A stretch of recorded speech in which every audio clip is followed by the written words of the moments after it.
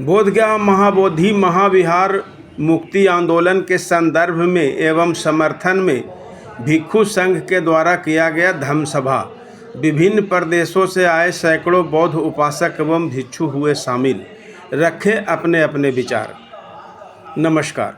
महाबोधि ध्यान केंद्र बोधगया के सभागार में भिक्षु संघ के बैनर तले महाबोधि महाविहार मुक्ति आंदोलन के समर्थन में एवं वर्तमान में पूरी दुनिया को शांति संदेश देने वाला भगवान बुद्ध की धरती बोधगया को अशांत करने का साजिश रचने एवं तथाकथित आंदोलन के नाम पर कुछ भिक्षु एवं उपासक को लेकर धरना पर बैठकर अशोभनीय भाषा का प्रयोग कर अशांत करने का साजिश रचने वाले बीटीएमसी के पूर्व सचिव भंते प्रज्ञाशील एवं आकाश लामा के विरोध में महाबोधि चैरिटेबल ट्रस्ट के संस्थापक सदा संविधान की लड़ाई लड़ने वाले भंते हर्षबोधि एवं चकमा मंदिर प्रमुख भंते प्रियपाल के अगुवाई में महाराष्ट्र, मध्य प्रदेश सहित पूरे भारतवर्ष के सैकड़ों भिक्षु उपासक के उपस्थिति में धम्म सभा का आयोजन किया गया, जिसमें भदंत शील कीर्ति मुंबई, भदंत शाकपुत सागर भोपाल, भदंत कुणाल कीर्ति नागपुर, भदंत प्रियपाल दिल्ली, उपासक सुशील कुमार पासी बक्सर, प्रदीप राम के भोपाल, डॉक्टर प्रेम मौर्य कोमल कीर्ति बक्सर सहित बिहार के सैकड़ों की संख्या में उपस्थित होकर धम्म सभा में भाग लिया तथा अपने अपने विचार रखे। कभी तथाकथित आंदोलन का हिस्सा रहे प्रदीप कुमार पासी ने आरोप लगाया कि आकाश लामा कहीं से भी लामा नहीं है। अवैध पैसा उगाही करने का विरोध करने पर उन्हें मारने की धमकी दिया, जिसका शिकायत बोधगया थाना को भी करने की बात कही है। इस अवसर पर सभा उपरांत संचालक मंडल के भंते ने अपने अपने बातों को रखा। इसलिए धन्यवाद।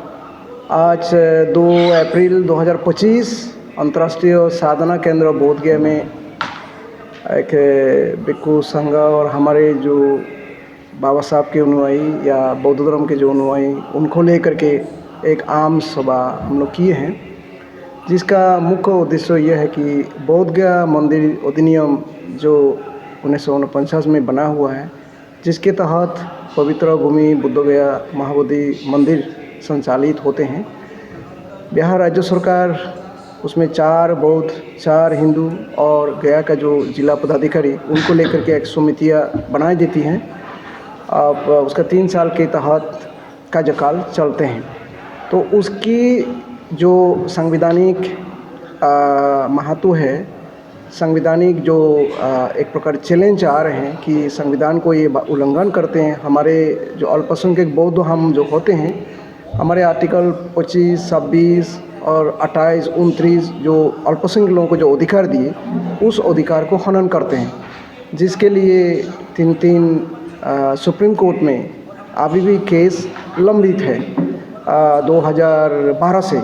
मैं इसमें आप लोग को याद करवा दूं, 1993 में हमारे सुराई ससाई और उनके सहयोगी भंते आनंद जी जो आगरा में रहते हैं, उन लोगों ने 1993 में पहली बार ये मामला सुप्रीम कोर्ट में फाइल किए थे। लेकिन कुछ दिनों के बाद इन्होंने किस कारण से केस को वापस ले लिया, उद्रक कर लिया, ये जवाब तो मेरे पास नहीं है, वो जवाब उन लोग जानते हैं। तो आप बात ये आता है कि भाई 90 दशक में या 1992, 93, 94, 96, 97 की बात किया जाए, उसमें सुराई ससाई बनते के नेतृत्व में काफ़ी उसमें सीनियर मॉन्क्स लोग जड़ित थे या काम कर रहे थे इस अधिनियम के विरोध, जिसमें ये आंदोलन पीक स्टेज में था। या कहा जाए कि जहां हज़ारों संख्या में बोधगया में भी धरना हुआ करते थे, पटना में भी हुआ करते थे, कभी नागपुर में, कभी दिल्ली में, आपको अलग अलग जगहों में या अन्य प्रदेशों में भी, या मध्य प्रदेश में कहा जाए, उत्तर प्रदेश में कहा जाए, ये काफ़ी जगह में लंबी उसका संघर्ष का आंदोलन देखने को मिला। तो उसी समय राज्य सरकार, जो उस समय आरजेडी का गवर्नमेंट था पटना में, उन्होंने क्या कर दिया, जो आंदोलन कर रहे थे उस आंदोलन के दौरान जो 4 सीनियर बुद्धिस्ट मंक उसमें बनते ज्ञानेश्वर जो कुशीनगर में रहते हैं, बनते आनंद जी जो आगरा में रहते हैं, और बनते सुराई ससाई जो नागपुर में रहते हैं, है तो जापानीज़ बॉर्न है। इस तरह का बंते जी लोगों को, या इंक्लूडिंग प्रज्ञाशील बंते जी है जो अभी धरना स्थल में बोधगया में धरना कर रहे हैं इस काला कानून को बदलने के लिए। उन लोगों को सदस्य बनाए दिया जाता है। तो सदस्य बनने के बाद ये आंदोलन धीरे धीरे धीरे धीरे साइलेंट स्मूथ में आ जाते हैं। लेकिन मैं ये इसमें याद दिलवा दूँ, 2012 में फिर नागार्जुन सुराई ससाई जो जापानीज़ बॉर्न लेकिन नागपुर बेस है, उन्होंने फिर सुप्रीम कोर्ट में दोबारा इस केस को फाइल करते हैं जो अभी भी विचाराधीन है। तो बहुत लोग इसमें कह रहे हैं कि ये केस बड़ी लंबी समय के लिए कोई सुनवाई नहीं हो रहे हैं। भाई सुनवाई होने के लिए उसमें आवेदन देना पड़ते हैं, आपके एडवोकेट के दौरान, आपके लॉयर के दौरान, उसमें सुप्रीम कोर्ट का रूल बने हुए हैं, उसके दौरान आप आवेदन दीजिए अर्ली हियरिंग के लिए, जल्दी हियरिंग के लिए, जल्दी सुनवाई के लिए। आप सुराई ससाई बनते इसके लिए आवेदन या उनका अधिवक्ता आवेदन दिया नहीं दिया ये जानकारी मेरे पास नहीं है, लेकिन कुछ हफ्ता पहले या अगर 2 सप्ताह पहले अगर कहा जाए, राजेंद्र पाल गौतम जी से जो एक अधिवक्ता है, उनसे मेरा बातचीत हो रहे थे। मैं उनको से यही पूछे कि राजेंद्र पाल गौतम जी आप तो दिल्ली में ही रहते हैं, आप खुद अनुभवी अधिवक्ता हैं, आप इस मामला में क्यों पार्टी नहीं बांध रहे हैं, अर्थात आप जल्दी हियरिंग के लिए क्यों आवेदन नहीं दे रहे, या इस केस में क्यों आप संलिप्त नहीं हो रहे, आवेदन क्यों नहीं दे रहे। उन्होंने मुझे टेलीफोन पर ये कहा मैं जल्दी इसमें पार्टी बनने जा रहा हूँ। ये धर्म सभा था कि ये आंदोलन सभा था? बोर्ड में लिखा हुआ है कि ये धर्म सभा है। नहीं, हम लोग असली ये है, हमारा बौद्ध धर्म में ये एक शब्द है ऐसा धम्म सनातनो, ये बुद्ध ने कहा। मतलब ये धम्म हम लोग अपनी मन से इस्तेमाल नहीं कर रहे हैं। जब बौद्ध लोग इकट्ठा होते हैं, कोई भी विषय पर चर्चा विमर्श करते हैं, उन्होंने ये धम्म सभा ही नाम कहते हैं, क्योंकि भगवान बुद्ध ने ऐसा धम्म सनातनो कहा। यही सनातन धर्म है, यही असली धर्म है, यही मतलब हर एक सार इटर्नल क्या कहते हैं रियलिटी है मानव जीवन का। तो इसी से लेते हुए हम लोग ये शब्द को इस्तेमाल कर रहे हैं। मान लिया जाए थोड़ा देर सरकार आपकी बात मान लेती है तो ये एक्ट खत्म हो जाएगा, तो फिर ये मंदिर किसके हाथ में जाएगा? क्योंकि आपने ही अभी कहा धर्मपाल जी, हाँ, अनागारिक धर्मपाल जो श्रीलंका का मूल के थे, हाँ, ये दोनों के बीच झगड़ा चला और एक परिस्थिति ऐसी आई कि इसको सुलझाने के लिए ये एक्ट को बनाया गया था। इसमें क्या सच्चाई है, क्या है, आप इसके बारे में थोड़ा बताएं। देखिए, एक्ट को बनाने में तो क्योंकि ये खास करके हम लोग को तब उसमें जाना पड़ेगा 1922 में। हिंदू जो है से भगवान बुद्ध को अवतार मानते हैं विष्णु का, और बौद्ध जो है से मानते हैं हमारे बौद्ध का। तो इसी को देखते हुए राज्य सरकार ने 4 हिंदू 4 बौद्ध का इस तरह से एक्ट बना करके झगड़ा को शांत करने के लिए बनाया गया। ये जानना चाहते हैं, ये जो बोलते हैं इसमें सच्चाई कितना और फैक्ट क्या है? देखिए, आपके जब 1950 से हमारा संविधान चल रहा है, हम संविधान के आधार पर ही बात को कहेंगे। अगर 1992 में हमारे राष्ट्रीय अल्पसंख्यक आयोग अधिनियम भारत सरकार ने बनवाया, हमारे राज्य स्तर में भी अल्पसंख्यक आयोग होते हैं, काफ़ी राज्यों में, सेंट्रल लेवल में भी सेंट्रल माइनॉरिटी कमीशन होते हैं। अगर हम अल्पसंख्यक बौद्ध हैं, हमारे कुछ प्रिविलेजेस, कुछ अधिकार है जो राइट्स दूसरा कम्युनिटी वायलेट नहीं कर सकते हैं। तो उस आकर अधिकार को हम बात करें, हम अल्पसंख्यक होने नाते जो हमारे राइट्स मिले हुए हैं संविधान के दौरान, उसका अगर कोई अधिनियम उल्लंघन करते हैं या कंट्राडिक्ट करते हैं या उसमें कमजोरियां करते हैं उस अधिकार को, ये सरासर गैर कानूनी है, ये गैर संवैधानिक है, जिसको राज्य सरकार को चाहिए तुरंत इसको आपको संशोधित करके जैसे बौद्धों का सारी अधिकार उसमें मिले उस तरह का संशोधन लाना चाहिए सदन में।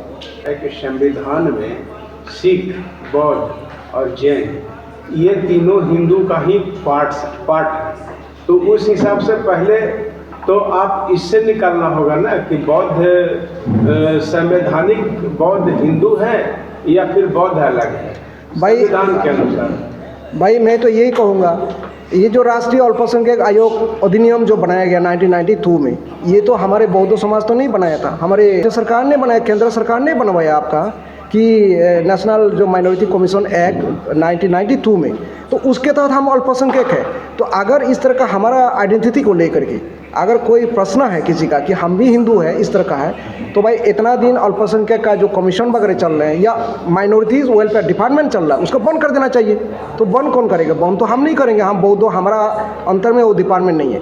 राज्य सरकार अपना उसका डिपार्टमेंट चलाते हैं, केंद्र सरकार अपना department of ministry of minorities affair चलाते हैं, जो क्या कहते हैं काफ़ी लंबी समय से उसमें चल रहा है, उसी को चालू ही नहीं करना चाहिए था, उसको बंद कर देना चाहिए। के सामने बता रहा हूँ, हमारे अगर सहमत है, कोई बंगाल के रहेंगे, कोई असम से रहेगा, कोई कर्नाटका से रहेंगे, कोई केरल से रहेगा, कोई उत्तर प्रदेश से रहेगा, कोई मध्य प्रदेश से, कोई बिहार से, अब कोई महाराष्ट्र से, इस तरह का स्ट्रक्चर बनाएंगे। उसी के तहत इस कानून को कैसे ख़त्म किया जाए उसमें पहल होगा, या जो आप कहते हैं अभियान हम लोग चलाएँगे। हाँ, मेरा नाम भिक्षु प्रियपाल है, मैं बोधगया में रहता हूँ। ने जो मेरा बाइट लेना चाहते सब मीडिया का मैं शुक्रगुजार हूँ, अभिनंदन करता हूँ, दर्शकों को धन्यवाद देना चाहता हूँ। मेरा नाम वदंत हर्षबोधि मास्तवी, मैं बोधगया में रहता हूँ।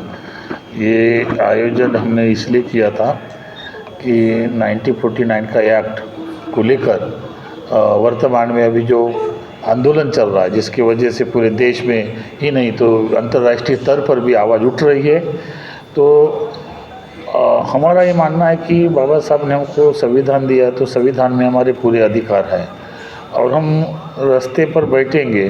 तो मुझे इसलिए मैं कह रहा हूँ कि मैं एक आंदोलन का हिस्सा हूँ 92 का। तो 92 से जब ससाई जी के नेतृत्व में भक्ति आनंद जी नेतृत्व कर रहे थे, ज्ञानेश्वर जी कर रहे थे, उसमें प्रज्ञाशील भी जो बैठे वो भी नेतृत्व कर रहे थे, एक्ट को बदलने के लिए नेतृत्व कर रहे थे, ऐसे ही लोग BTMC एक्ट में मेंबर बने। तो एक मैं आंदोलन का हिस्सा हूँ, मुझे जानकारी है जहाँ तक, इसलिए मैंने आज मीटिंग का आयोजन किया है कि हमारा उनसे कोई विरोध नहीं है, हम उसके आंदोलन को ना खराब करना चाहते हैं, ना उसके आंदोलन का हमारा कोई विरोध नहीं है। हमारा इतना ही कहना है कि समाज के सामने, देश के सामने और पूरे मुद्दों के सामने सच्चाई आने की ज़रूरत है। इसलिए हमने सोचा था कि 3 मुद्दे पर चर्चा होगी। एक तो आंदोलन करना, जन आंदोलन करना एक जनता की आवाज़ है। तो जब तक हम लोग न्यायपालिका के माध्यम से अपने अधिकार की लड़ाई नहीं लड़ेंगे बिहार में, और विशेष तौर से बिहार के लोगों को हमको लेना है। अभी रही बात, आपने पूछा कि माइनॉरिटी की, तो डॉक्टर बाबा साहब अम्बेडकर ने संविधान लिखा 1949 को संविधान लिखा, 50 को लागू हुआ। तो ये संविधान के पहले का एक्ट है, तो संविधान जब लागू होता था इस एक्ट का कोई मतलब नहीं है। तो बिहार सरकार इस एक्ट को लेकर मंदिर प्रबंधन समिति निर्माण करती है, आप सबको, पत्रकार को, मीडिया को भी मालूम है। लेकिन विशेष तौर से हमको बाबा साहब ने माइनॉरिटी 92 में जो अल्पसंख्यक का दर्जा दिया, वो संविधान के तहत सिख, जैन, बौद्ध, हिंदू के अंतर्गत आते हैं, और भारत में बौद्धों को माइनॉरिटी का दर्जा मिला। तो माइनॉरिटी के जो बेनिफिट है, माइनॉरिटी के जो अधिकार है, हमारे भारत के लोगों ने, जितने भी संगठन हैं, उन्होंने लेने का प्रयास नहीं किया। इसीलिए हम ये चाह रहे हैं कि ये समिति के माध्यम से, कमेटी के माध्यम से पूरे भारत के जो बौद्ध है, ये केवल बुद्धगया मुक्त करने के लिए समिति स्थापित नहीं कर रहे हैं। हम चाह रहे हैं कि पूरे भारत के जो बौद्ध के राइट्स हैं, चाहे मोनास्ट्री के राइट्स हो, कॉलेज के राइट्स हो, दवाखाने के राइट्स हो, शमशान भूमि के राइट्स हो, ये सब हम लोग करना चाहते हैं, क्योंकि हम बौद्ध हैं। हम बौद्ध से, हिंदू से पृथक है। हम वो भी लोग मानते हैं, जैसे मान के चलो कि अवतारवाद को मानते हैं, चलो थोड़ी देर के लिए मैं मानता हूँ कि अवतारवादी है। अगर हिंदू भाई भाई है, हिंदू बौद्ध भाई भाई है, तो आपके तो इतने सारे मंदिर पड़े हुए हैं, आप तो इतने सारे मंदिर में कब्जा किए, तो एक तो बुद्ध विहार भाई को दे दो, तो उदारता तो कर दो, तो फाइटिंग नहीं होगी। लेकिन मेन बात है करनी और 1992 में तो नहीं दिया गया था, उसके बाद एक भी तो यहाँ कोई गैर बौद्धिस्ट यहाँ का अध्यक्ष नहीं बने। ये यहाँ का मतलब जो सचिव है प्रबंधन कार्य समिति में, नहीं, कोई भी नहीं बने। शिवशंकर जी, ऐसा बात है, सचिव बनना वो बात अलग है। ये केंद्र, ये नियुक्ति कौन करता है? हिंदू लोग करते हैं या बौद्ध लोग करते हैं? आपको ये मालूम है कि बिहार जो सरकार है वही नियुक्त करता है, और जो बिहार सरकार चाहे जिसको चाहे वो कर सकती है मेंबर, चाहे नहीं भी कर सकती है। हमारी इतना ही डिमांड है कि बौद्धों का बिहार होने के बाद ये बुद्धों को सौंपना चाहिए। और बीटीएमसी एक्ट खत्म हो जाना चाहिए और बौद्धों के हाथ में मिलना चाहिए। नहीं, ये भी नहीं कह रहा हूँ मैं, इसका आप गलत रूप तो मत कीजिए। हमारा ये मानना है कि वो भी रहे, हम भी रहे, और जैसे उनके मंदिरों में हमारे मंदिरों में उनकी भागीदारी है, तो हम भी चाहते हैं उनके मंदिरों में भागीदारी हो जाए, तो ये मामला ही ख़त्म हो जाएगा। हमारा ये है कि हमारा गुरुद्वारा जो है, तो गुरुद्वारा में तो हिंदू नहीं है, हिंदू के मंदिर में मुसलमान नहीं है, मुसलमान के मस्जिद में सिख नहीं है, लेकिन एकमात्र जो बुद्ध ज्ञान का मंदिर है उसमें उनकी भागीदारी क्यों है, वो भी चाहते हैं हम। लेकिन हम ये चाहते हैं कि बहुमत बुद्धों का हो। कलेक्टर जो है, जिला गया का कलेक्टर कार्यवाहक अध्यक्ष रहे, लेकिन जो बुद्ध विहार का चेयरमैन है वो बुद्धिस्ट ही होना चाहिए। और दूसरी बात है, जो मैनेजमेंट कमेटी में जो सेक्रेटरी रहेगा वो बुद्धिस्ट ही मांग होने चाहिए। और ऑलरेडी 4 तो मेंबर है ही है, तो अच्छे तरह से मुझे लगता है ये मैनेज हो जाएगा और बुद्ध का बहुमत होगा, तो बुद्ध अपने हिसाब से अपने श्रद्धा के साथ महाबोधि विहार का प्रबंधन अच्छे तरह से चलाएंगे, ऐसा सारे बुद्धों को विश्वास है। जो आज की बहुत गंभीर रहा है और बहुत गंभीर मुद्दा सालों से चलते आ रहा है, जो कि वो मुद्दा जो ऐसा जो मुद्दा है कि आज तक हमारे जो धर्म गुरु हैं उन्हें धर्म गुरु के दर्जा मिला नहीं। मेरा पर्सनल जो राइट है वो मिल नहीं रहा है, जो ह्यूमन राइट है, मानवाधिकार, वो भी नहीं मिल रहा है। जो हम बौद्धिस्ट है, जो हमारे SC ST OBC के नेता है, कोई नहीं कहता कि बौद्ध है। अगर वो कह देता कि हम बौद्ध है, अगर वो कहीं धम्म दीक्षा ले लेता, जैसे बाबा साहेब ने धम्म दीक्षा लिया ना, मानवर साहब काशीराम बहुत संघर्ष किए, लास्ट में कहे कि हम धम्म दीक्षा लेंगे, ख़त्म कहानी उनकी हो गई। जब बौद्ध की धम्म दीक्षा की जो बात करता है कि हम धम्म दीक्षा लेने वाले हैं, धम्म को बढ़ाने वाले हैं, उसको खत्मा कर दिया जाता है। किन लोगों के द्वारा? ये ब्राह्मणों के द्वारा नहीं, ये हमारे ही समाज के लोगों के द्वारा। क्यों? क्योंकि उनकी जो नेताओं को दलित कहना जो बात पसंद पड़ती है और नेता जो बनना चाहते हैं, जो परिवारवाद कर करके आज कैबिनेट से लेकर के राज तक बैठे हैं, ये बहुत बड़ा मुद्दा है। ये हमें आज तक SC ST OBC लोगों को गुमराह किया, सदियों से शोषण किया। कौन? ब्राह्मण नहीं, सदियों से शोषण किया SC ST OBC के नेताओं ने, हमें लूटा, कोई संस्था के नाम पर लूटा। सारा चीज़ों जो लोगों ने सत्ता पर बैठा उन्होंने सब संशोधन करके अपना व्यवस्था बना लिया। आज इसी के लिए हमें न्याय नहीं मिल रहा है। हमारे इस देश में ब्राह्मणवाद का मामला नहीं है, मामला है कि जिस तरह से आज जो नेताओं ने हमारा वर्सेस जय भीम वर्सेस जय श्री राम जो लोगों ने नारा दे दिया, वो हमें डाइवर्ट कर दिया। हमारा धर्म गुरु भंते जी लोगों के आज तक उन्होंने आदर सम्मान नहीं दिया। इस देश में नेताओं से कहता हूँ, SC ST जो आरक्षण जो कोटा है उससे चुनाव लड़ करके लोकसभा विधानसभा जाता है और आकर के कहता है कि हम बौद्ध है, उसके पास बौद्ध सर्टिफिकेट है, ये नहीं है। वो जो फॉर्म भरता है उसमें हिंदू सेलेक्ट करता है, बौद्ध सेलेक्ट करता ही नहीं है, और आकर के कहता है बौद्ध है। आज तक जो नेताओं ने जीत करके गया SC ST OBC का, उसने दलित शब्द से संबोधित किया हमें। SC ST एक्ट जो है, SC ST जो लोग हैं, SC ST एक्ट जो है बाबा साहेब ने स्पेशल एक्ट दिए हैं। SC ST को सारी चीज़ों से हटा करके स्पेशल बनाया। उन्हें SC ST OBC को 1956 में बाबा साहेब ने बौद्ध बनाए, मगर आज तक ने हमारे लोगों ने SC ST OBC अपने आप को कोई जाति से हो, चाहे पासी जाति से हो, चाहे पासवान हो, विभिन्न जातियों को SC ST OBC में आता है। वो अपने आप को जातिगत स्वयं वो अपना ख़त्म नहीं करना चाहते। वो बौद्ध अपने को नहीं मानता है, सिर्फ राजनीति करने के लिए, वो अपने वोट बैंकिंग बनाने के लिए समाज में जा कर के वो बौद्ध बनाता है और बौद्ध कहता है। वो कुछ बौद्ध है नहीं, क्योंकि लॉ जो कह रहा है कि आप हिंदू कैटेगरी में हैं, आप बौद्ध है, ये नहीं है। वो हमें सिर्फ नेताओं ने डाइवर्ट कर रहा है। जिस तरह से मुद्दा जो है आज BT एक्ट अधिनियम 1949 के भारत का उद्योगपति है, वो कहती है कि हम बुद्ध की धरती से आए हैं और इस देश में आकर के भारत में युद्ध छेड़े हुए हैं। युद्ध है, हमें बुद्ध नहीं कहते हैं, हमें बौद्धिस्ट नहीं कहते हैं, हमें दलित कहते हैं। समझने की प्रयास करिए। हमें सदियों से लोगों ने लूटा और लूट रहा है। ये मसला है राज्य सरकार की और केंद्र सरकार की। और जो महाबोधि महाविहार है, आज तक की सरकारों से मैं कहना चाहता हूँ कि दफा 67 भूमि अभिलेख एक्ट में स्पष्ट था कि जो ज़मीन जहाँ पर पोजीशन कब्जा है उसको तुरंत उसके नाम से खतियान बना दिया जाए। आज तक महंत जो हैं गिरि जी के नाम से हजारों एकड़ बौद्ध गया का जो स्थल है, तथागत बुद्ध का जन्म और ज्ञान स्थल, जो लोमनी से चल करके इनका जन्म भी कहिए और इनकी ज्ञान स्थल भी कहिए, समझने की प्रयास करिए। आज तक किसके नाम से ज़मीन है, खतियान किसके नाम से है? महंत जी के नाम से है।